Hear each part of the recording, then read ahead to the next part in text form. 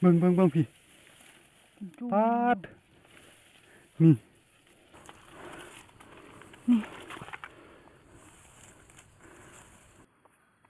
สวัสดีค่ะ สวัสดีครับ ผู้พอกำเฮานะคะในช่องสาวไทยชาแนลค่ะ ครับผม หลังจากเฮ็ดปวกไหวแล้ว เนาะ มีแม่นว่าอย่างไหวคักดอกแต่สาวไทยไปอยู่เมื่อเช้านี่ไปตั้งแต่ตี 1เพราะว่าสาวไทยจะเฮินมาจอบเฮ็ดละโงก ได้มีหลาย ได้ไม่หลายได้ประมาณ เริ่มน้อยแล้วพี่น้อง ประมาณโลนึงนี่แหละเนาะ ทั้งเฮ็ดหวานแล้วก็เฮ็ดตูม ครับ วันนี้สาวไทยก็เฮินมาเลาะเบิ่ง วันนี้มันเป็นวันที่หาเนาะ จ้า หาตุลาพี่น้อง 5 ตุลาคม 2565 ค่ะ ครับ มาเบิ่งเฮ็ดอันนี้ เดือนตุลาพี่น้องนี่ แปลกขนาดเลยแม่นบ่ สาวไทยก็รอลุ้นมานี่หลายเดือนแล้วว่าเฮ็ดละโงกปีนี้เพิ่งจะออก นี่มันออกหลายรอบ มันออกหลายแต่เดือนนั้นพฤษภาก็มิถุนา แม่น ระยะพี่น้องวันนี้มาฮอด2 เดือนเลยบ่ออกหลายเลย ออกเท่าละหมู่2หมู่ แม่น 3หมู่ แต่สาวไทยก็พยายามมาจอบตลอดนั่นแหละแต่มัน ดอกน้อยก็ย่างนักแต่หากข้าวเบาหรอกเอาไว้สักคน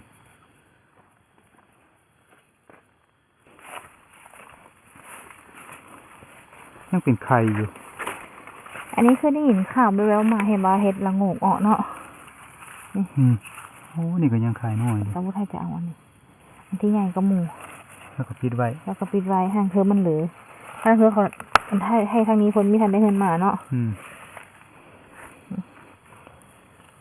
ให้มันไปคุณมา นี่มาเห็นหมองนี่หมองแรกพี่น้องขี่รถมาหลุดเห็นขาวๆนี่ไหมนี่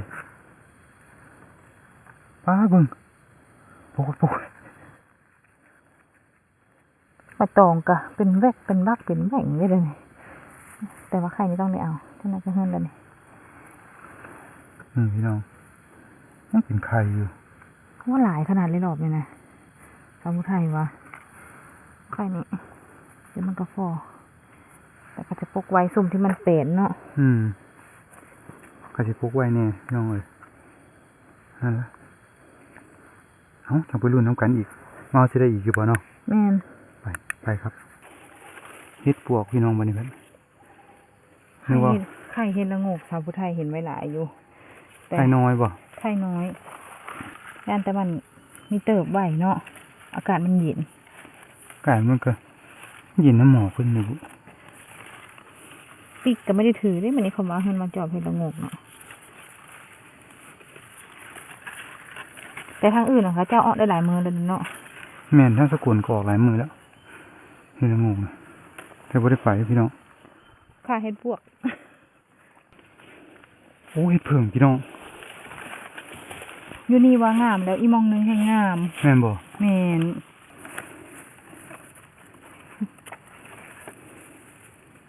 ดูนะโอ้ยงามบ่ งามมาละ แล้วเบิ่งตะพุ้นนี่นี่ โอ้ยพี่ให้งามพี่น้อง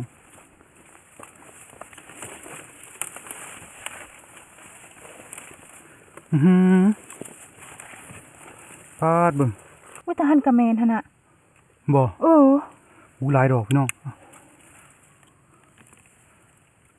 มันเดือนตุลาแล้วก็บ่เคยว่าสิเป็นเฮานี่พี่น้อง แม่น ปีนี้เป็นแปลกๆตะเกาตุลานี่หนาวแล้วเด้ น่ะนี่ก็มันจะเย็นอยู่พุ่นไปเบิ่งจุ่มนะ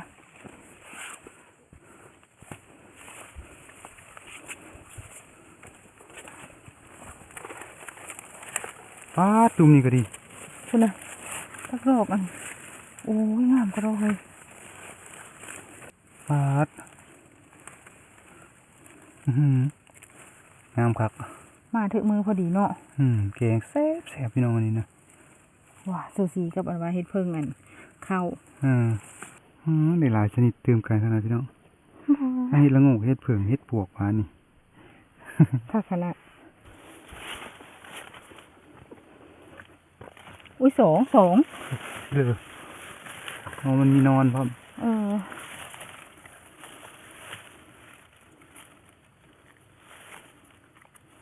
โอ้จริงๆสาวผู้ไทยมาป่านนี้ไม่เคยได้เฮ็ดเพิ่งอันนี้หลายครั้งจะเคยได้งามก็เนาะ งานได้เท่าละ2-3 ดอกพี่ก็เห็นบานนี้พี่น้องพอพระก็เห็นดอก ท้องเหลืองงาม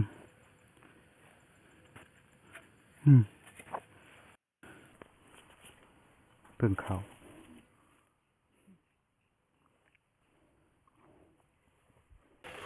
เห็ดพึ่งนกยุงหนึ่งดอก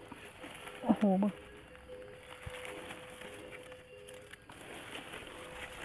โอ้ดอกงามคัก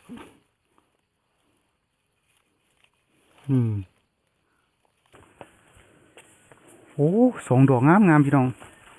นี่ เพิ่ง เบิ่ง เข้า นี่ซะ ครั ก่อบ นได้มาบางอย่างนี่ นี่หมองเก่าบ่ มองเก่านี่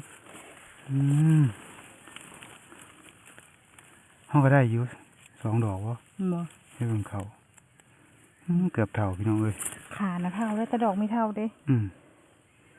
โอ้ดอกใหญ่คักเฮ็ดเพิ่งเข่าพี่น้องเห็นตักมาไก่นึงเฮ็ดดินดีก็งามอยู่ โอ้เท่าแล้ว เท่าแล้วบ่ อืม เพิ่งปลีอยู่ข้างในพี่น้องพาด อู้หนาขนาดเลยดอกไงแกงแซ่บเลยดอกรุ่นหนานี่เนาะ แม่นคักไปเลยโหงามสิพี่น้อง เพิ่มละห้ามขอนไม้ไปบางอย่างนี่ พาด กำลังจะ เบิ่ง ขาดไป โอ้ดอกน้อยก็มีเบิ่งพาดเพิ่มเราถามสาวผู้ไทยเห็นอยู่บ่แถวนั้น ทำไม่ได้ได้เห็นได้กำลังสีข้ามอัน พาดหาดอกเพิ่นว่า ขอนไม้ไป โอ้ที่จริงมันมี5 6ดอกแล้วเวลาดอกอยู่ แม่นดอกน้อยก็มี ดอกน้อยก็ยัง3 4 5ดอก คุณ พุ่นน่ะ มันยังกระเติบมืออื่นจังมาเบิ่ง อืม อู้ผู้ใดดอกหนึงผู้ใดเห็นไกลๆผู้เฮ้ย บ่ ผู้แดงๆผู้เห็นบ่ผู้ ใช่ ให้เบิ่งพุ่นเทิงๆพุ่น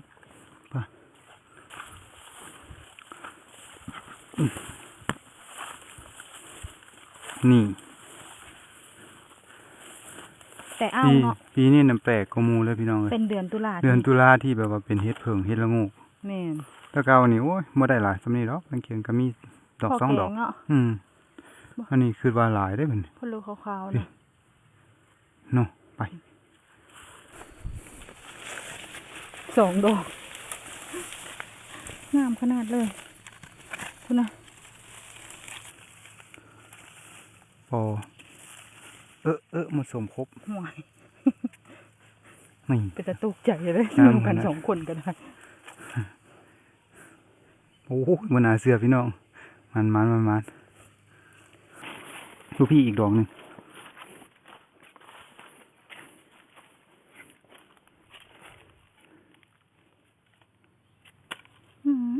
พอดีแกงแซ่บทั้งหมดเลยดูนี่เนาะ รุ่นกระดอกกำลังงามเอาไปลุ้นกันต่อพี่น้อง ไป โอ้เริ่มเห็นเรื่อยๆพี่น้อง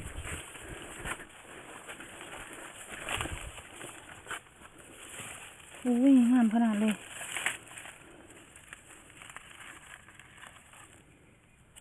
พระพุทธาจะมีปาดตรงขาไว้มองงั้นนะมันจะเป็นอันลาดำ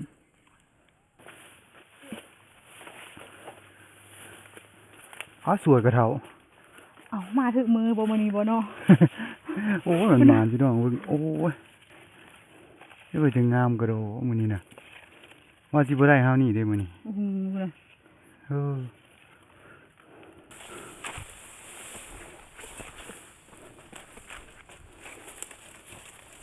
งามแต่ งามขนาดเลย เซมีเซ เซ่นี่ดอกหน่อยครับ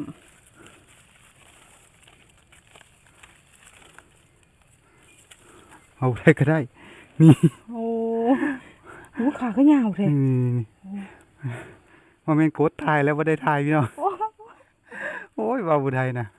เห็นแล้วแบบว่า ตื่นเต้นหลาย ล่น โอ้ยพี่น้อง ไป ไปสิเลย ที่เครื่องสิ นี่ ใช่ นี่ อ้วนนี่ตั้งหะ ตั้งหากบ่ แม่น นึกว่าเห็นดอกนี่บ่แม่นเนาะ ที่เครื่องสิ โอ้ขายาว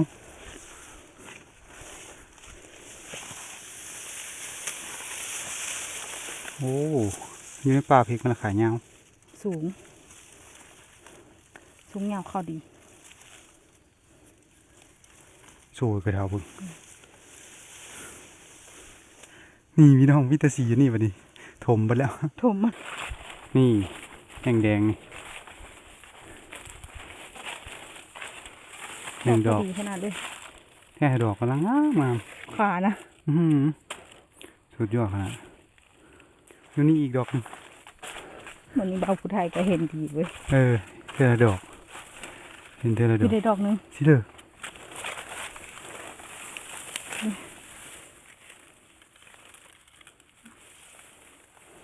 ดอกกำลัง มีได้ดอกหนึง ข้างหน้าก็ต้องเป็นเนาะ จังหวะปะนั่นน่ะวะ เออ ไปทางพี่ก่อนไปเถอะ ฮะ ไปทาง เดี๋ นี้ ยว ก่อ เจ๊ น อืม พุ่น ฮะ อะไรอยู่ โเห็นแล้วต้มละว่าป้าเลยมันเป็นหน่วยดอกเลยพี่น้อง อุ๊ยข้างหล่างน่ะสีแดง บอก แดงข้างเลยแดงอ่ำเลยพี่นะ เดี๋ยวยางกายไปก่อน ร่างกายเอาพี่ซะก่อน นี่ยุ่งเงานี่อีกดอกหนึง ใส่ พี่นี่ยุ่งเงานี่พี่อยู่นี่ โอ้มาคือมือคันมาเมื่อวานนี่นะก็คือเสียใจเพราะว่ามาแล้วมันน้อย อู้อยู่นี่นะ4 ดอก มาเบิ่งนี่พี่น้องเมื่อกี้นี่ยางกายปะอยู่พี่เด้อ นี่ พี่อีกดอกหนึ่งดอกใหญ่มัน โอ้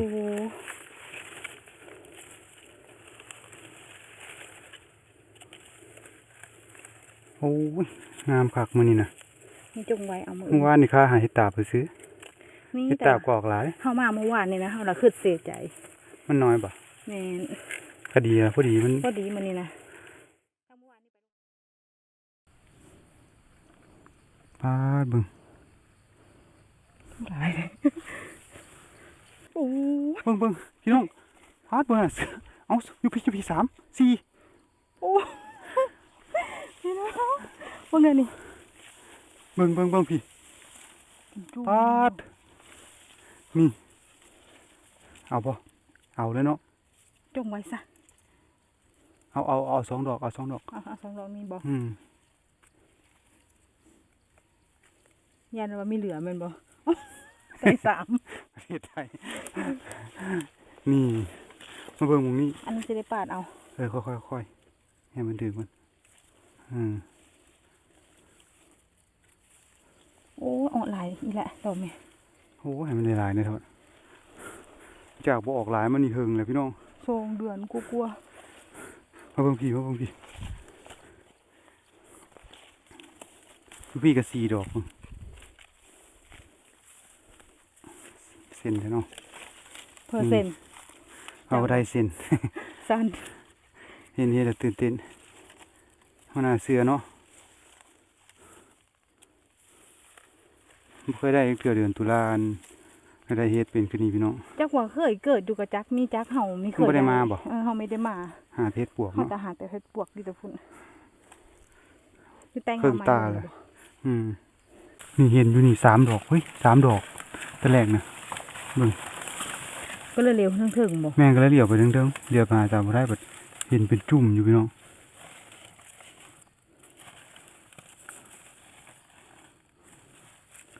ว่าสิมาจอบเฮ็ดละโงกได้ใจมื้อนี้ จนไม่เห็นใครเห็นละโงกคนนั้นเนาะ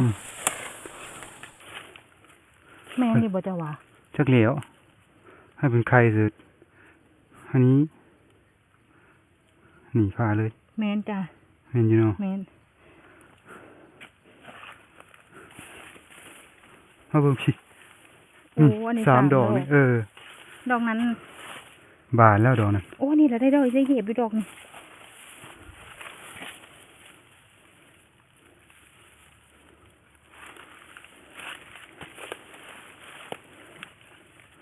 ถึงแม้ว่าสิออกทีหลังหมู่แต่ก็ออกอยู่เนาะ แม่นมื้อนั้นนั่นไปสกลมาแหละมาจอบเบิ่งพี่น้องเอ้ย แล่นกลับมาค่ะ ว่ามันสิออกบ่ออก ได้เฮ็ดเพิ่งจากดอกได้เฮ็ดเพิ่ง3 ดอกบ่ ออกหลังสกุลโอ้ขาว ขาว พี่น้อง2 ดอก สิ่งที่ตามหา อยู่ตรงนี้นี่เองบ่ มันต้องเกิดอีกเหรอวะ มันต้อง เกิดน้ำหลังเฮ็ดเพิ่งเนาะ แม่น ฮัลโหล เห็นละโงก4 ดอก ปัดงามแท้ นี่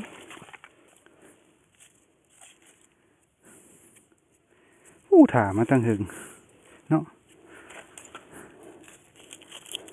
งามขนาด โอ้เดือนตุลายำมาเดือนตุลา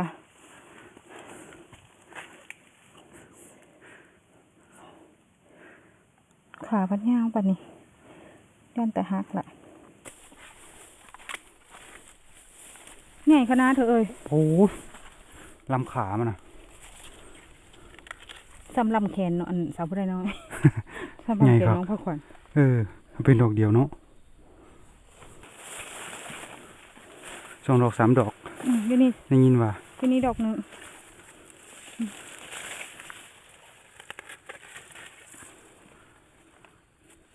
เสือโอ้ยดอกงามตัวนี้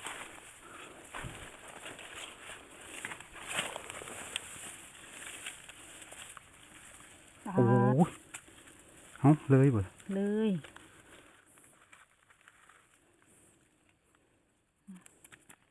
งามเนาะ อืม โอ้โหกาดไปกามาอยู่เนาะ ลีเด้ได้ น่าเลยผู้ ท่านได้เห็นอยู่ ได้เห็นอยู่มันสะท้อน โอ้โห มันย้อนแสง มันย้อนแสงพี่น้อง ผู้ก็เป็นผู้ ป๊าดทั้งดอก5 ดอก เมื่อนี้น่ะเป็นมือเพื่อนเลยเหรอ มันย้อนแสงเมื่อกี้นี่พี่น้องนี่ข้างนี้ ไหม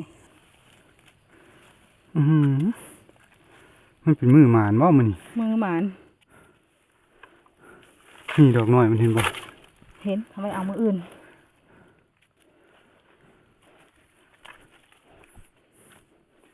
ป๊าด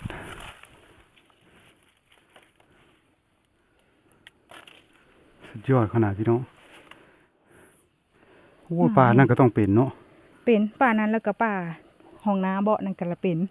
เนาะ แล้วก็ป่าเถิงเขาไม่ได้ไปเลย อืม โอ้ย โธ่2 ดอกพี่น้องงูขาว ขาหาใหม่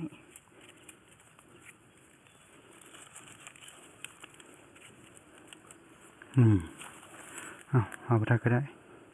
2 ดอกน้อยๆไปรูดอีก ไปลุยต่อ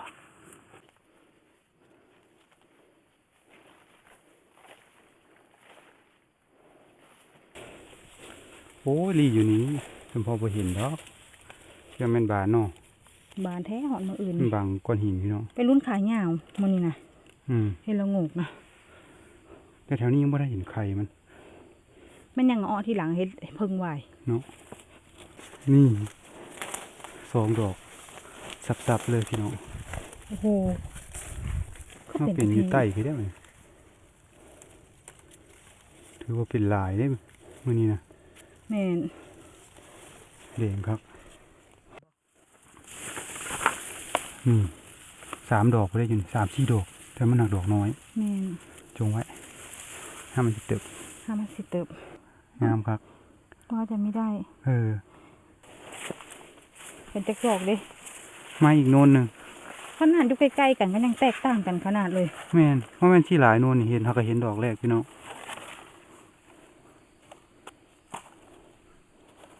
เขาก็เห็นดอกหนึ่งเอาดอก2งามแท้ งามใดมีดอก3แต่ทันได้เติบ โอ้ ทันได้เฮิรนค่อยว่า ท่านได้เฮิรนอยู่เผื่อโน่นนี่ แม่น นึกว่าเพื่อจะเปลี่ยนลายคือกันโน่นนี่ได้2 ดอกแล้ว มันทึบกว่า อืม มันต้นไม้มันสูงกว่า ขณะนี้เขาก็สิเดินทางไปอีกโน่นหนึ่ง ยังอี2โน่นเนาะที่เป็นให้เพิ่งนกยูง แม่นขณะนี้เขาก็ได้เบิ่งมาแล้วจักโน่นว่ะ2 โน่น 2โน่น 2 โน่นพี่ ยั น้ ง อง อี2โน่น ในขอนตาขึ้นมาแล้ว ขนตา สายเครื่องขึ้นมาแล้วก็อีก2 โน่นเห็ดพึ่งข้าว เพิ่งตอง โอ้ พี่ตะพี่ให้เพิ่งเข้า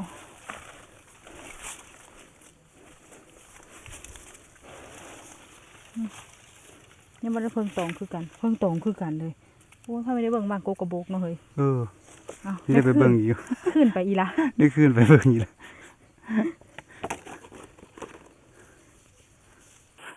อยู่นี่2 สีสีละ3 ดอก โอ้งามเถอะ มองเก่าได้ดิเนาะ แม่น 3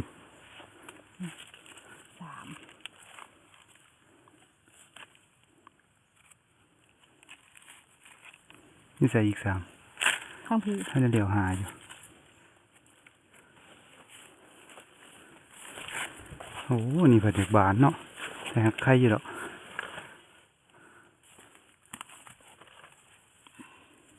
เฮาไปเบิ่งหม่องมันออกหลายๆน่ะบ่ออกอีกไหม มันรอบนี้นะบ่ มันยังสิออกมื้อหน้าบ่ อ๋อ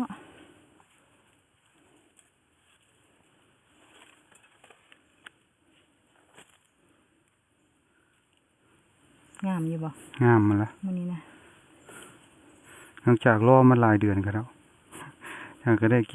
ก็บนี่แหละบ้านเฮาพี่น้องเดินสายไปไกลหลายจังหวัดต่างจังหวัดก็ไป แม่น นี่ละพี่น้องเลยมันก็ได้หมานเอาไปอีกอยู่ให้ไปอีกหลายโน่นอยู่ หลายโน่นเลย บ้านพออีกแล้วฝืนเลยพี่น้องเลยเบิ่ง ฝืนน้ำสาวผู้ไทยนี่พี่น้อง หูหลายใครกระเดา มื้อนี้มันเยอะเฮินแล้วเนาะเฮ้ย เหลืองอันนี้ เหลืองแน่นอน งึดในงึดงึดในงึดงงในงงพี่น้อง เก็บเฮ็ดมาเป็นจักปีแล้วแม่นบ่ ไม่เห็นบ่เคยได้เดือนตุลาจักเทื่อ เฮ็ดละงกกับเฮ็ดเพิ่งอันนี้พี่น้องเบิ่งดูโอ้ย เรือเอาเฮาอาจจะได้อยู่แต่เฮาลืมไปหรือเปล่า ไม่มันเป็นปรากฏการณ์ธรรมชาติเฮาว่า ฝนมันที่ลาบ่ บืนขึ้นมาพ่อเฮ็ดเพิ่งข่าวดอกแรกนะโน่นนี่ จริงๆอะสาวผู้ไทยจะเฮินมาจอบมันเบิ่งนกยุง เอามาหอดโน่นเดี๋ยวนี้แล้วโน่นที่4แล้ว โน่นที่4 พอแล้วพี่น้องเอ้ยนี่ยังน้อยอยู่ตรงนี้ นี่ยังขึ้นเอาโน่นสูงนั้นไม่ได้ ไม่ได้เฮ็ดเพิ่งข่าวดอกหนึงแล้วพี่น้อง บ่คือกันเบ้อคนละโน่นกันเลย แต่ตะเป็นก็ไม่เป็นเนาะ ดอกหนึงพี่น้องเอ้ยงามคักยาวคักคุณที่เด้อพี่ ของเท่โอ้ยังหมานอยู่โน่นนี่ก็ได้ น้องคิดไทยเฮาก็ได้ ได้ตื่มอยู่ทบเมอร์ค่ะป่ะนี้สาวผู้ไทยทมออกเมอร์ เอาจังไปเบิ่งอีกเท่านึง อยู่บ้านเนาะ นี่หอดเทือนแล้วเฮ็ดเผิงอันนี้นะงามกว่าดอกแต่เฮ็ดเผิงอันนี้แล้ว ได้หมูน้อยนึง อลังการครับ ได้โน่นเดียวได้โน่นเดียว ในโน่นเดียวหลายๆเนาะ เห็นละโงกกับ โน่น กำลัง 2โน่น3ก็บ่ว่าปานใดนี่เห็นละโงกก็เห็นเป็นไข่หลายอยู่ กำลังละแน่นอนแล้วล่ะเห็นละโงกวันนี้ต้องหลายแน่นอน เพราะว่ามันโอ๊ตมา2 เดือนแล้วเนาะ แม่ มันบอกหลายนี่แหละพี่น้องเลยหมานอยู่ได้การอยู่หมาน รอบ คักๆ ปิดท้ายแล้วเอาเก็บไปกินแล้ววันนี้ ไม่ได้อันกินแล้วต้องเก็บไปกินแล้วเพราะมันจะไม่ได้แล้ว หมานครับนี่ก็อย่างหนึง ขึ้นมามื้ออื่นขึ้นบาละใดอยู่บ่ผู้ใด ต้องได้เหรอวะ ต้องเห็นเนาะ แม่นเพราะว่ามันน่าก็ออกเนาะเห็ดเนาะ เฮ็ดเพิ่งหา เห็ด ก่อน เพิ่งออกก่อนมันก็เฮ็ดละโงก เฮ็ดปวกก็ได้ยังไม่ทันได้ไม่ได้เอามาเลี้ยงเลยเฮ็ดปวกแม่ตะกะก็ยังนี่ นี่พี่น้องอันนี้เฮ็ดปวกเฮาได้มื้อเช้านี้เอ้านี่แหละเนาะวันนั้นเฮาต้องไปรุ่นกันมื้ออื่นเนาะ รุ่นมื้ออื่นมื้อหื้อแล้วก็อีกหลายๆมื้อเพราะว่าเฮ็ดเพิ่งมันเพิ่งจะออก เนาะ ต่อไปก็สิเป็นเฮ็ดละโงกหั่นล่ะไข่หลาย หลายได้ยินว่าหลายหม่องก็ออกอยู่ แม่นเต้าง่อยก็ออกสกลก็ออกผู้ผ่านออกเนาะ หลาย ห ห ลา ลาย ย ห ห ม่ ม่ อ อง งออกอยู่เอ้าขออนุญาตพี่คิดไปสำนี้เนาะ จ้า ไปครับสวัสดีครับ สวัสดีค่ะ